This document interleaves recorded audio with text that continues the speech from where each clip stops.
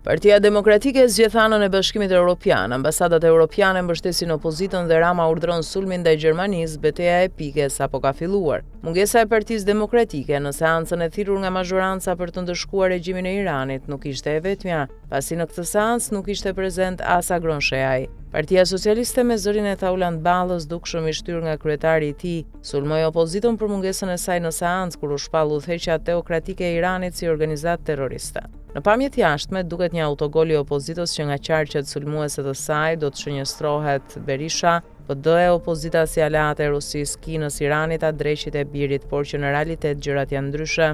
Qëndrimi i opozitës është politik padyshim, pavarësisht deklaratave të Sali Berishës në selin e PD-s, të cilat flisnin për dënimin e Iranit me fjalë. Por bojkoti i PD-s duket një qëndrim i fortë politik i opozitës, i cili sipas të gjitha gjasave nuk ka ardhur pa një shtys. Pasi e marrë kështu siç është, amerikanët nuk do t'ia falnin PD-s këtë lëvizje, sepse është hedhur një hap kundër politikës së shtëpisë së bardhë. Por nga ana tjetër është në linjë me vendet e BE-s dhe Britanisë së Madhe, të cilat kanë 48 orë që janë kthyer në armiqt më të fortë të Donald Trump në opinionin publik ndërkombëtar. Duket se vendet e BE-s nëpërmjet ambasadave të tyre kanë krijuar një linjë politike me opozitën në Shqipëri, përkatësisht edhe me PD-n e Sali Berishës. Kjo u pa hapur nga ndryshimi i strategjisë së protestave të PD-s për të braktisur Molotovin e mbajtur të njëjtën linjë me qëndrimin e ambasadave të vendeve të BE-s kundër Edi Ramës. Tu jemi deri tani të paktën në një kohë përplasjesh të mëdha gjeopolitike, ku PD ka zgjedhur të hyjë në linjë me Europën, e cila sipas zhvillimeve të fundit duket e ka futur në objektiv prioritar largimin e Edi Ramës dhe po bën aleancë me të gjithë faktorët kundër tij.